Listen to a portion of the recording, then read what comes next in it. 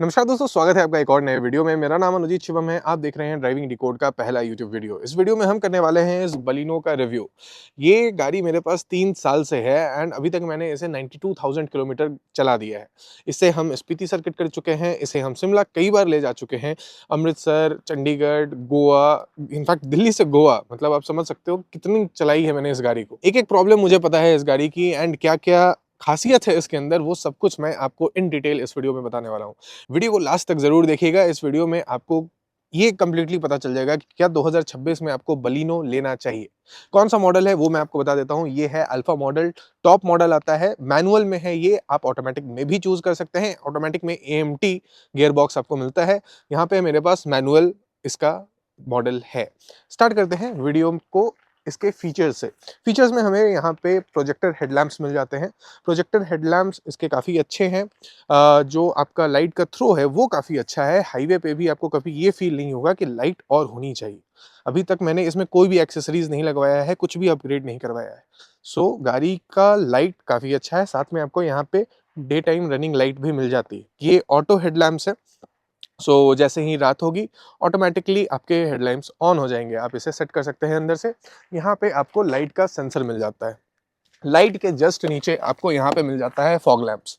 Fog lamps भी इस गाड़ी का काफ़ी इफेक्टिव है। फॉग में मैंने इसे काफ़ी चलाया है एंड अभी तक कोई शिकायत नहीं है मुझे इसके फॉग लैंप से भी। फॉग लैंप काफ़ी इफेक्टिव है। फॉग में गाड़ी कैसे सही तरीके से चलानी है, अगर आपको डिटेल में वीडियो देखना है तो मेक श्योर कि आप चैनल सब्सक्राइब कर लें। आने वाले वीडियोस में हम सब कुछ डिटेल में समझने वाले हैं, कैसे आपको गाड़ी को मेंटेन करना है, चलाना है, गाड़ी की मेंटेनेंस, और भी जो भी मल्टीपल गाड़ियाँ आ रही हैं, जो भी गाड़ी के लेटेस्ट अपडेट्स हैं, वो अगर आपको जानने हैं तो मेक श्योर कि आप ड्राइविंग डिकोड को सब्सक्राइब कर लें। यहाँ पे हमारे पास फ्रंट में एक और चीज़ है, वो है इसका 360 डिग्री कैमरा। गाड़ी में आपको 360 डिग्री कैमरा मिलता है। 4 कैमरे हैं इस गाड़ी के अंदर। एक आपको फ्रंट में मिलता है, 2 साइड्स में है एंड एक पीछे। ये हो गई हमारी फ्रंट की बात। इसके बाद हम आते हैं साइड में। यहाँ पे हमारे पास टायर का जो साइज है वो भी काफ़ी अच्छा है। 92,000 किलोमीटर्स में मैंने सिर्फ एक बार अभी तक टायर चेंज करवाए हैं और अभी भी ये इसकी टायर की लाइफ काफ़ी अच्छी है। साथ में आपको यहाँ पे डिस्क ब्रेक मिल जाते हैं। डिस्क ब्रेक भी इसके काफ़ी अच्छे हैं, इफेक्टिव है। मैं आपको ब्रेकिंग टेस्ट भी करके दिखाऊंगा आने वाले कुछ वीडियोस में। सो मेक श्योर कि आप चैनल सब्सक्राइब कर लें।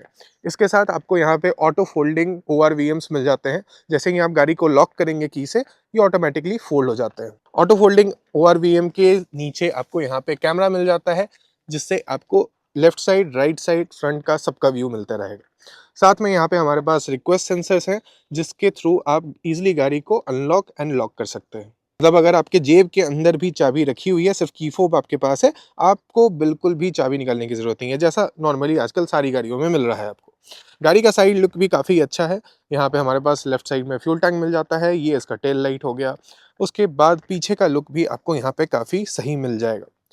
यहाँ पीछे हमारा ये रियर कैमरा हो गया एंड ये हमारे रियर वाइपर्स हो गए। इसके अलावा बाहर से कुछ और है नहीं इसमें बताने को मेरे पास। Driver side and passenger side, दोनों साइड आपको कीलेस एंट्री मिल जाती है, जिससे आप इजीली रिक्वेस्ट सेंसर को यूज़ करके एंटर कर सकते हैं। अब अभी तक गाड़ी ये ऑन है। नॉट श्योर कि कैसा आपको नॉइज़ आ रहा है गाड़ी के इंजन का, बट मैं आपको बोनेट ओपन करके दिखाता हूँ। ठीक है, बोनेट ओपन करने के लिए आपको सिंपली आगे से अनलॉक करना है एंड देन फिर यहाँ पे हम बोनेट को ओपन कर लेंगे। ये है गाड़ी का 1.2 लीटर का इंजन एंड यहाँ पे इंजन की पावर कैसी है ये आपको सिंपल वे में बताऊँ तो इंजन की पावर काफ़ी अच्छी है। इनिशियल पिकअप अच्छा है, बट जब आप 70-80 के बाद ओवरटेक करने की कोशिश करते हैं तो उस टाइम आपको थोड़ा सा पावर में लैग लगेगा। ठीक है, बाकी इंजन और पावर के ऊपर मैं एक सेपरेट वीडियो बनाऊंगा, जिसमें मैं आपको बलिनो का टेस्ट करके दिखाऊंगा कि एक्चुअली क्या क्या लैग्स हैं इसके इंजन में। बाकी कोई प्रॉब्लम आपको इंजन से, कोई शिकायत नहीं होने वाली है। 4 सिलेंडर का ये इंजन है एंड माइलेज, पावर सब कुछ बहुत ही बैलेंस्ड वे में निकालता है। साथ ही हमारे पास यहाँ पे बैटरी हो गया, इधर आपका विंडशील्ड में पानी डालने का यहाँ पे इनलेट दिया हुआ है। तो ये हो गई हमारे इंजन की बात। अब बलिनो के सेफ्टी के बारे में लोग बोलते हैं। सेफ्टी में इन्होंने सारा लोहा जो है वो डाल दिया है बोनेट के अंदर। सबसे ज्यादा भारी गाड़ी में यही पार्ट है, इसके अलावा कोई पार्ट भारी नहीं है इस गाड़ी में। ठीक है, बिल्कुल जैसा लोग बोलते हैं मारुति का टिन का डब्बा, वही है ये। आपको दरवाजे में भी फील होगा, सब कुछ में फील होगा। बस फायदा क्या है? फायदा ये है कि इस गाड़ी में आपको मिलता है 6 एयर बैग। अब बेसिकली ये तो गवर्नमेंट रेगुलेशन भी है, जिसके कारण आपको बेस मॉडल से भी इसमें 6 एयर बैग्स मिलते हैं। बट अभी तक मेरे ख्याल से जितने एक्सीडेंट्स मैंने देखे हैं इस गाड़ी ने काफ़ी अच्छा परफॉर्म किया है मारुति के हिसाब से। स्विफ्ट की अगर क्वालिटी की बात करें और इस गाड़ी की क्वालिटी की बात करें तो ज़मीन आसमान का फ़र्क है। इसमें आपको आगे क्रम्पल जोन बहुत अच्छा मिलता है, तो एक्सीडेंट में आगे से ये गाड़ी टूट जाती है, लेकिन आपको लगेगा कि पूरी गाड़ी ही टूट गई, बट ऐसा नहीं है। मेन क्रम्पल जोन का काम होता है कि आगे वाला ये पार्ट जो है वो हमारा एक्सीडेंट में डिस्ट्रॉय हो जाए एंड पिलर से आगे कोई प्रॉब्लम ना हो। एंड अभी तक मैंने कोई बलिनो की एक्सीडेंट वैसी देखी नहीं है जिसमें पिलर से आगे तक इम्पैक्ट गया हो। अब ये भी डिपेंड करता है कि आप गाड़ी कैसी चला रहे हैं। डेफिनेटली टाटा से आप इसे कंपेयर नहीं कर सकते हैं, टाटा इतना सॉलिड बिल्ड इसका नहीं है, बट ठीक है, जितनी आपको होनी चाहिए उतनी है इसमें।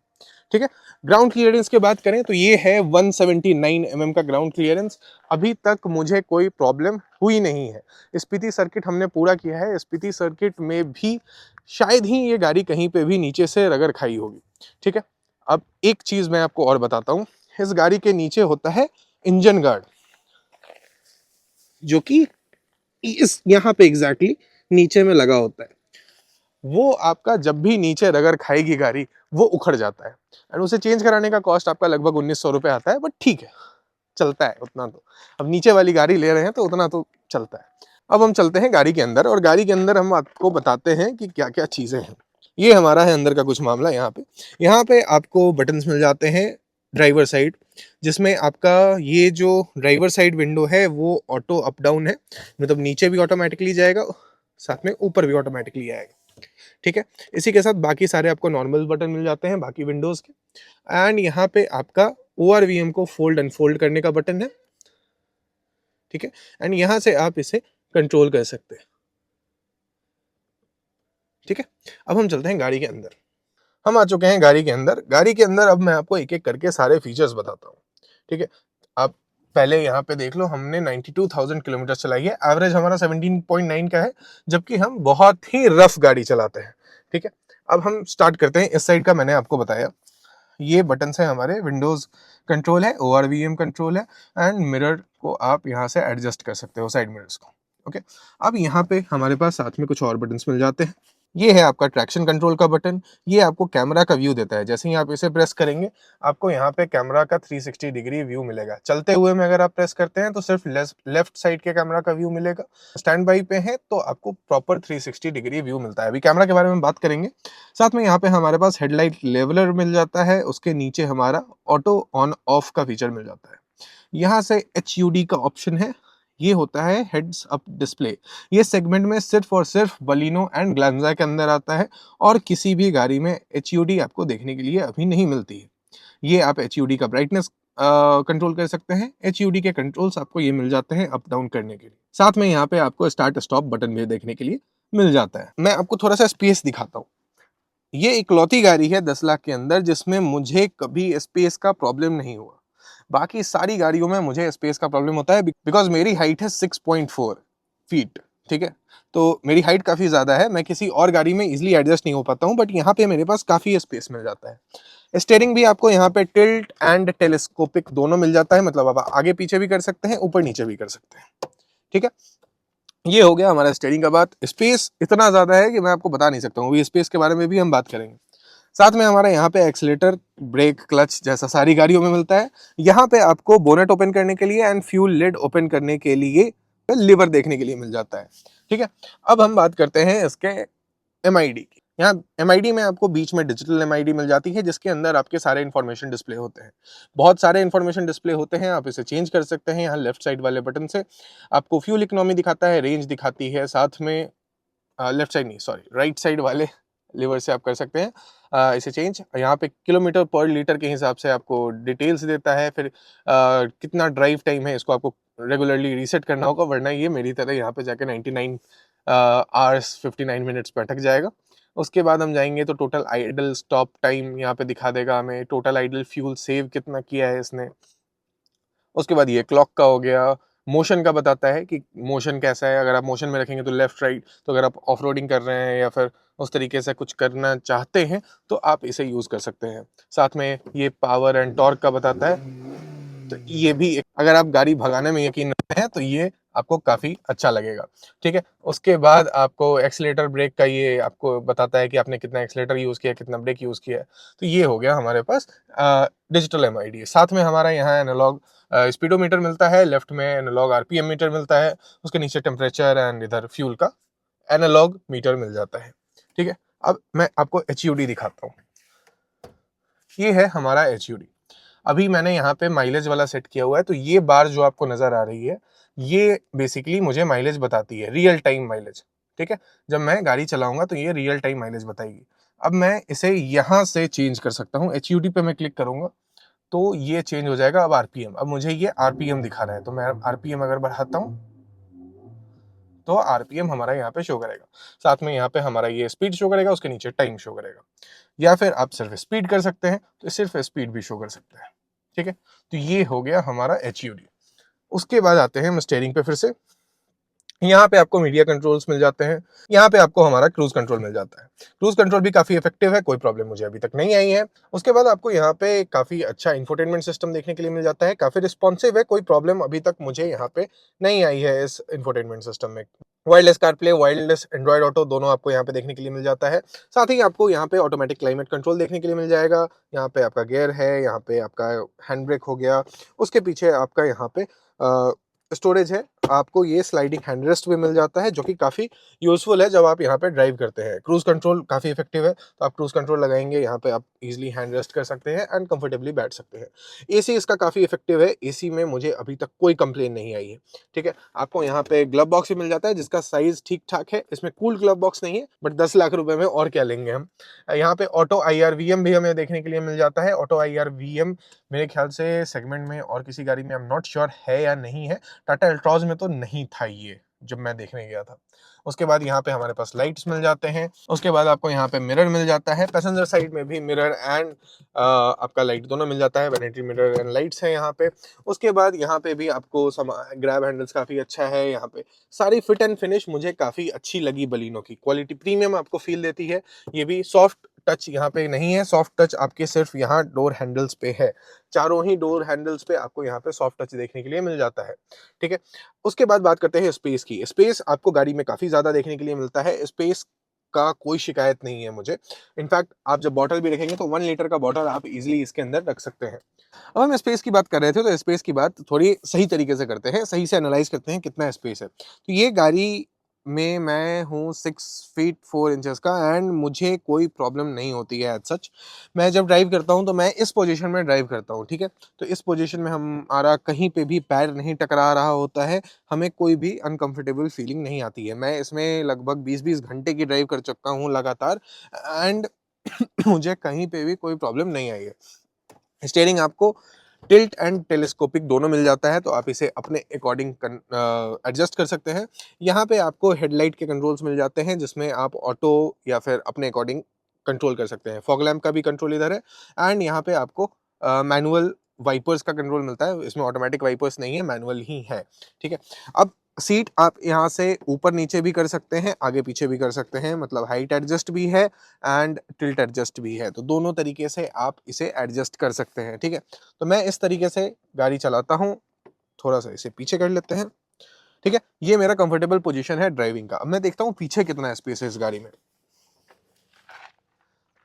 तो ये है हमारा पीछे का स्पेस। मेरे मतलब 6.4 फीट का बंदा अगर गाड़ी चला रहा है, फिर भी आपको इतना स्पेस यहाँ पे पीछे देखने के लिए मिलता है। मैं आपको पीछे बैठ कर दिखाता हूँ ताकि आपको आसानी से समझ में आए। मैं अपने अकॉर्डिंग मैंने वहां पे गाड़ी में आगे सीट एडजस्ट किया था, उसके बाद भी मेरे पास इतना नी रूम बच रहा है। एक प्रॉब्लम है, एक प्रॉब्लम वो है कि आपको इस गाड़ी में उतना हेडरूम देखने के लिए नहीं मिलता है। फिर भी ठीक है, 6.4 फीट के हिसाब से इतना हेडरूम मिल रहा है, वो काफ़ी है, बट उतना नहीं है। मतलब मैं लॉन्ग जर्नी में जब पीछे बैठता हूँ तो मुझे थोड़ा सा अनकंफर्टेबल लगता है। उसके अलावा यहाँ पे आपको रियर वेंट मिल जाता है, टाइप सी चार्जर है, नीचे फ़ोन रखने का यहाँ पे आपको ऑप्शन मिल जाएगा। आप यहाँ से यूएसबी पोर्ट भी है, यूएसबी भी डाल सकते हैं। यहाँ पे आपको कोई पॉकेट नहीं मिलता है ड्राइवर साइड वाले सीट में, बट पैसेंजर साइड वाले सीट में आपको पॉकेट भी देखने के लिए मिलता है। यहाँ पे भी आप 1 लीटर की बॉटल्स आराम से डाल सकते हैं दोनों साइड। स्पीकर की बात करें तो गाड़ी का स्पीकर काफ़ी अच्छा लगा है मुझे, but one of the best speakers तो मैं नहीं कहूँगा इसे, ठीक है? तो स्पीकर के मामले में शायद हुंडई या फिर आपकी i20 वेन्यू, इन सब में बेटर स्पीकर्स आपको बोस के या फिर हारमन कॉर्डन के मिल जाएँगे। इसमें शायद मेरे ख्याल से इन्फिनिटी के स्पीकर्स है, but I am not sure, ठीक है? यहाँ पे आपको क्रोम फिनिश में डोर हैंडल्स मिल जाते हैं, यहाँ पे आपका ये लॉक अनलॉक वाला बटन है, फिर ये विंडो क्लोज़ अप का बटन है। ठीक है, गाड़ी की फिट एंड फिनिश मुझे काफ़ी अच्छी लगी है। बूट का स्पेस देखते हैं एक बार। बूट अनलॉक करने के लिए आपको यहाँ पे रिक्वेस्ट सेंसर मिलता है।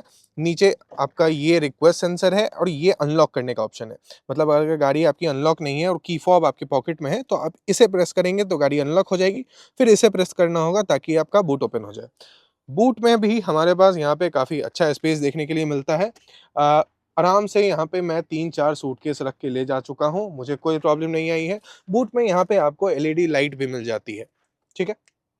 जो कि आप यहीं से ऑन ऑफ भी कर सकते हैं। ये हो गई ऑफ, ये हो गया यहाँ से ऑन, ठीक है? उसके साथ ही आपको यहाँ पे हुक्स मिल जाते हैं बूट के अंदर, जिसमें आप कुछ-कुछ सामान टाँग सकते हैं। एक ही साइड है, दोनों साइड नहीं मिल रही है। पार्शियल ट्रे भी आपको काफ़ी अच्छा देखने के लिए मिल जाता है यहाँ पे, ईज़िली आप इसे रिमूव कर सकते हैं। बस ये यहाँ पे थ्रेड से टंगा है और ये काफ़ी बार ये हुक निकल जाता है। फिर आप हुक को लगा दो, फिर सही से हो जाता है। तो मारुति में ये थोड़ी-मोड़ी चीज़ें तो चलती रहती हैं। बाकी स्टेपनी हमें यहाँ पे एक साइज़ छोटा मिलता है, जिसका मैक्स स्पीड 80 का है, स्टील रिम के साथ मिलता है। ज़्यादा यूज़ नहीं होती है, बट ठीक है, स्टेपनी एटलीस्ट है तो हमारे पास। उसके बाद हम इसे करते हैं बंद। यहाँ पे हमारे पास ये ग्रैब हैंडल है, जिसे आप पकड़ के बंद कर सकते हैं बूट को। काफ़ी लोग बोलते हैं कि ये यूज़लेस है, बट मेरे लिए तो काफ़ी यूज़फुल है ये। पीछे हमारे पास यहाँ पे 4 सेंसर्स मिलते हैं, जो कि काफ़ी अच्छा आपको एक अंदाज़ा देते हैं जब आप रिवर्स या पार्क कर रहे हो तो। साथ में यहाँ पे जो हमारा कैमरा है वो काफ़ी अच्छा है। अच्छा, मैंने अंदर से आपको कैमरा नहीं दिखाया है, मैं आपको कैमरा दिखाता हूँ एक बार, ठीक है? तो कैमरा एक्टिवेट करने के लिए आपको सिंपली यहाँ पे बैक गियर लगाना है। जैसे ही आप बैक गियर एंटर करेंगे, आपके पास यहाँ पे 360 डिग्री व्यू आ जाएगा। मैं दरवाज़ा क्लोज़ करता हूँ, ठीक है? ये हमारा 360 डिग्री व्यू है, साथ में ये हमारा बैक व्यू है। जैसे ही आप फर्स्ट गियर लगाएँगे, फिर अभी तो नहीं आ रही है, जैसे ही मैं मूवमेंट में लगाऊँगा, जैसे अब गाड़ी मूव हो रही है और मैं बैक लगाता हूँ एंड फिर मैं फ्रंट लगाता हूँ, तो ये हमारा फ्रंट कैमरा एक्टिवेट हो गया। तो ये अब आगे का व्यू दिखा रहा है मुझे, जैसे ही मैं रिवर्स लगाऊँगा, ये अब मुझे पीछे का व्यू दिखा रहा है।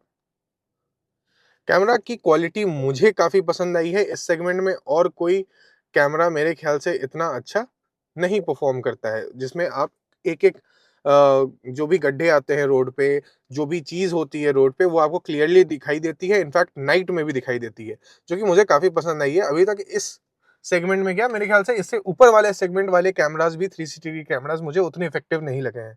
मैंने एमजी हेक्टर का कैमरा देखा है, 360 डिग्री कैमरा, उसमें तो पत्थर पता ही नहीं चलते हैं कि उसमें पत्थर है कहाँ पे, बट इसका कैमरा काफ़ी इफ़ेक्टिव है। उसके अलावा तो मेरे ख़्याल से गाड़ी में और कुछ नहीं है। अब हम प्रोज़ एंड कॉन्स की बात कर लेते हैं फटाक से। अब हम बात कर लेते हैं गाड़ी के प्रोज़ एंड कॉन्स के बारे में। तो मैं सबसे पहले मैं आपको प्रोज़ बताता हूँ कि इसमें प्रोज़ क्या-क्या हैं, ठीक है? तो मैं आपको प 5 प्रोज़ बताऊँगा, 5 कॉन्स बताऊँगा। वैसे कॉन्स मुझे उतने याद तो है नहीं, बट ठीक है, मैं ट्राई करता हूँ निकालने के कॉन्स।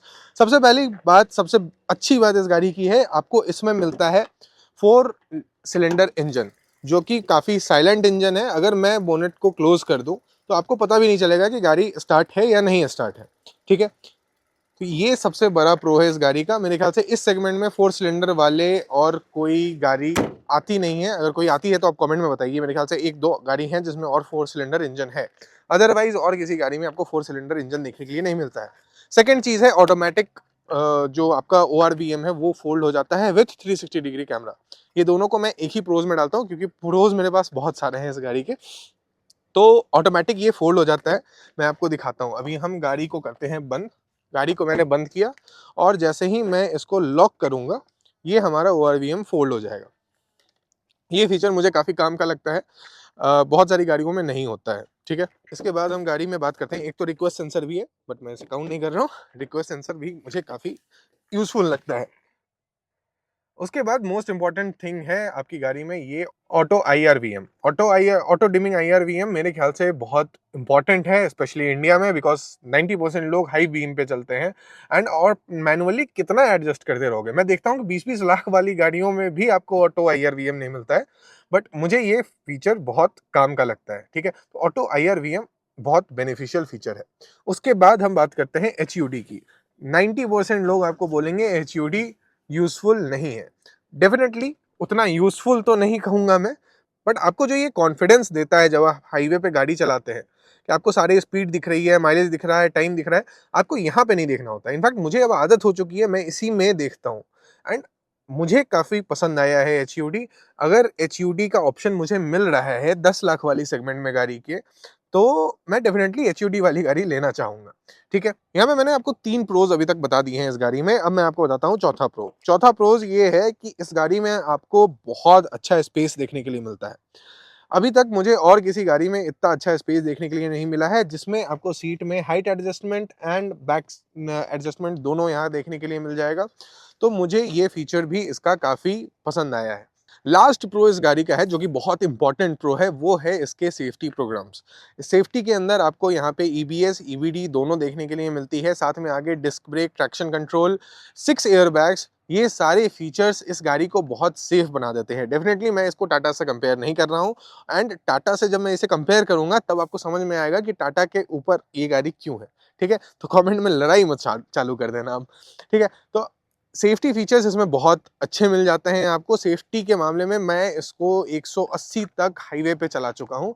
180 में भी ये गाड़ी जितनी स्टेबल रहती है, उतनी इस सेगमेंट में मैंने और कोई गाड़ी अभी तक नहीं चलाई है। i20 भी चलाई है मैंने, पंच भी चलाई है, अल्ट्रॉस भी चलाई है। 180 पे जितना स्टेबल ये है, उतना स्टेबल और कोई गाड़ी अभी तक मुझे नज़र नहीं आई है। एलईडी की थ्रो हो गई, बाकी सारी चीज़ें, तो काफ़ी सारे प्रोज़ मैंने छोड़ दिए हैं। अगर आपको सिर्फ प्रोज़ के ऊपर एक वीडियो चाहिए तो वो वीडियो भी मैं चैनल पे अपलोड कर दूंगा, जिसमें हम सिर्फ प्रोज़ के बारे में बात करेंगे, ठीक है? अब हम बात करते हैं इस गाड़ी में कॉन्स। कॉन्स उतने नहीं है, मेजर कोई कॉन नहीं है इसमें, बट कुछ-कुछ कॉन्स हैं, वो मैं आपको बताता हूँ। सबसे पहला कॉन, जो कि बहुत लोग एग्री करेंगे, वो है इसकी गाड़ी की बिल्ड क्वालिटी। जो लोग बोलते हैं मारुति टिन का डब्बा होती है, मैं कुछ हद तक एक्सेप्ट करता हूँ, टिन का डब्बा तो है, ठीक है?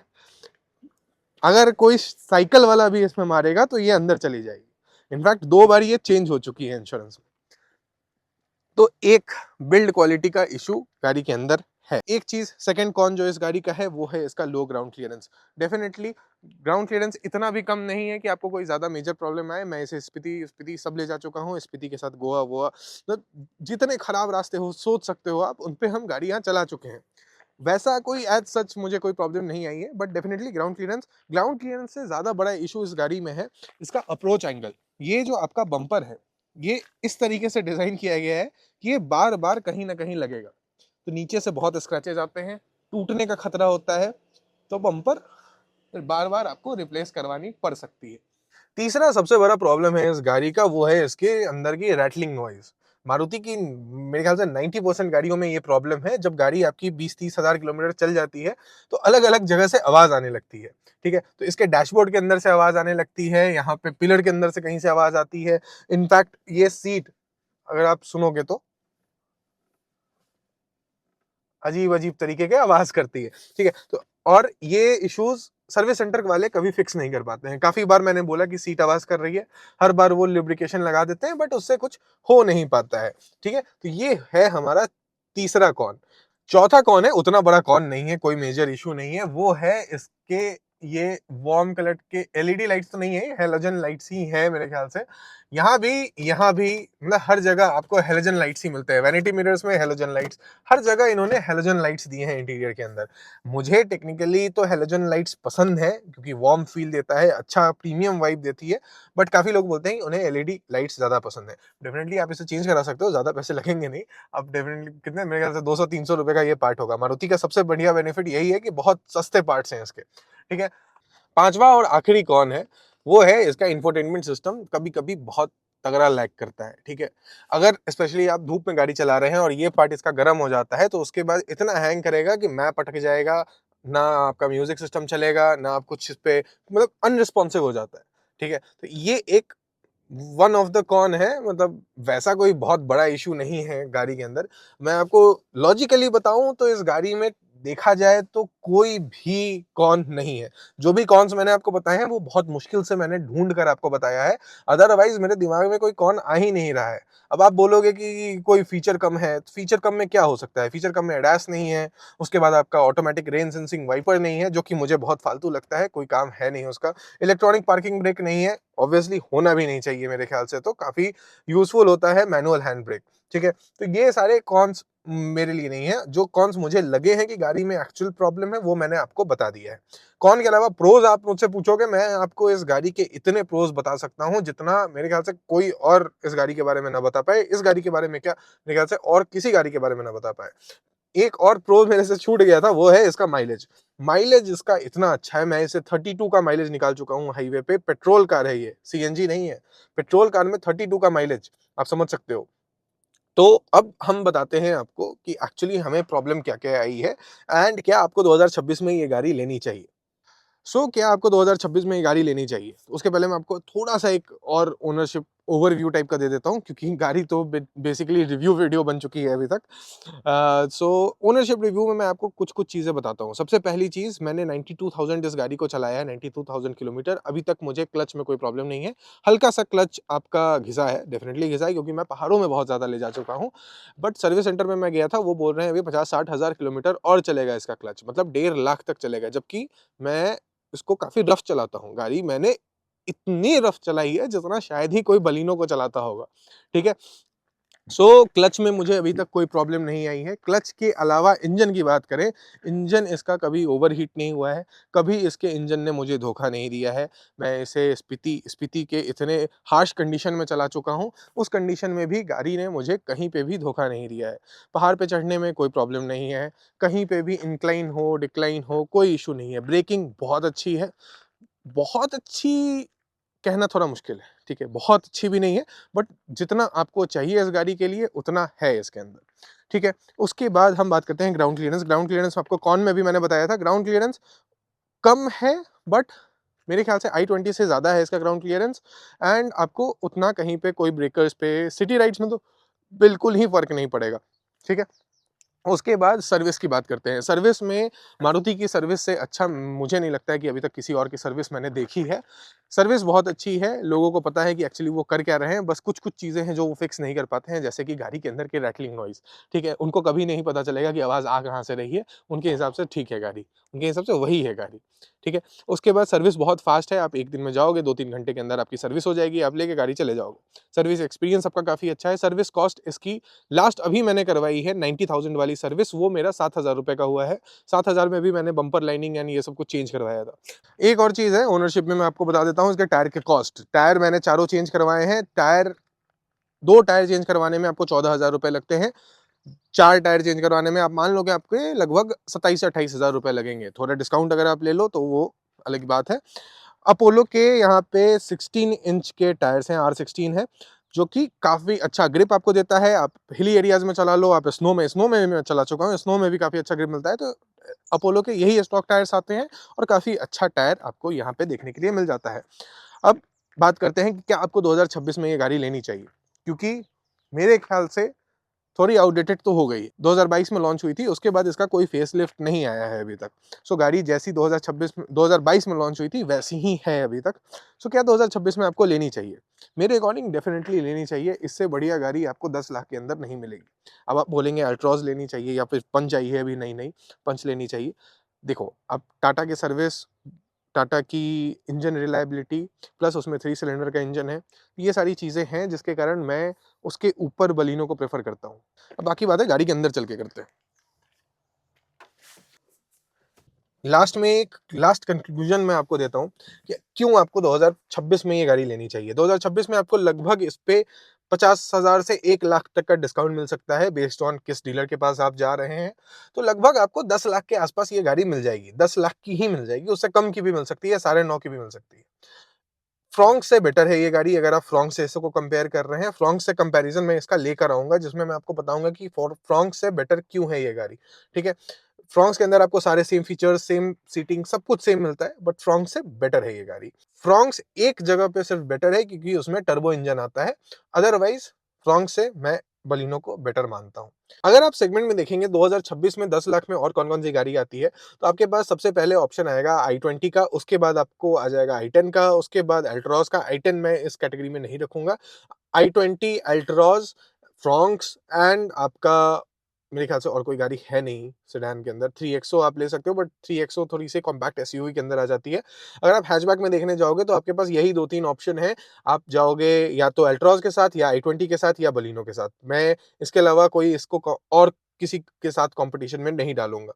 इन तीनों में सबसे अच्छी आपको बलिनो देखने के लिए मिलेगी। माइलेज के मामले में, रिलायबिलिटी के मामले में, इंजन स्मूथनेस के बारे में, गियर स्मूथ ट्रांसमिशन स्मूथनेस के बारे में, अगर आप इसका एएमटी वर्जन भी लेते हैं, वो भी काफ़ी अच्छा है। अच्छा, एक चीज़ मैं भूल गया था आपको बताना, इसके अंदर कनेक्टेड कार फीचर भी आते हैं। मतलब आप फ़ोन से चेक कर सकते हो कि गाड़ी कहाँ पे है, उसका लोकेशन देख सकते हो, लाइव अपडेट देख सकते हो, गाड़ी अनलॉक लॉक कर सकते हो, हज़ार्ड लाइट ऑन ऑफ कर सकते हो। तो ये सारी चीज़ें हैं। एएमटी के अंदर शायद गाड़ी स्टार्ट भी हो जाती है, but I am not sure. वो अगर आपके पास एएमटी बलिनो है तो आप कमेंट में बताइए हमें। तो यही है बलिनो का आपका ओवरव्यू। अभी तक मैंने आपको सारे फीचर्स बता दिए हैं, प्रोज कॉन्स सब बता दिया है। इससे ज़्यादा डिटेल्ड वीडियो मेरे ख्याल से आपको बलिनो के ऊपर नहीं देखने के लिए मिलेगी। अगर आप बलिनो परचेज करने जा रहे हैं, डेफिनेटली आप जाइए 2026 में बलिनो लेकर आइए, या फिर अगर आप वेट कर सकते हैं तो शायद इसका एडास वाला वर्जन आ जाए, बट बहुत अनलाइकली है। तो बलिनो डेफिनेटली आप ले सकते हैं। बलिनो मेरे ख्याल से one of the best car है अभी भी 2026 में, अगर आपका बजट 10 लाख से अंदर में है। माइलेज के मामले में टॉप है, इंजन के मामले में टॉप है, कंफर्ट के मामले में टॉप है, और कोई अच्छी गाड़ी आपको देखने के लिए नहीं मिलेगी। अगर आपको इसको किसी और गाड़ी से कंपेयर करना है, अगर आपको वैसे वीडियोस चाहिए तो आप कमेंट करके बताइए, मैं आपको इस गाड़ी को किसी भी और गाड़ी से कंपेयर करके बता दूंगा कि डिफरेंसेस क्या-क्या हैं, आपको कौन सी गाड़ी लेनी चाहिए, ठीक है? मिलते हैं अगले वीडियो में। अगर आपको वीडियो पसंद आया हो तो मेक श्योर कि आप लाइक कर दें, कमेंट करके बताइए कि वीडियो कैसा लगा, और चैनल सब्सक्राइब करना बिल्कुल मत भूलिएगा। मिलते हैं अगले वीडियो में, तब तक के लिए बाय बाय। मेरा नाम अनुजीत शिवम है, आप देख रहे हैं ड्राइविंग डिकोड।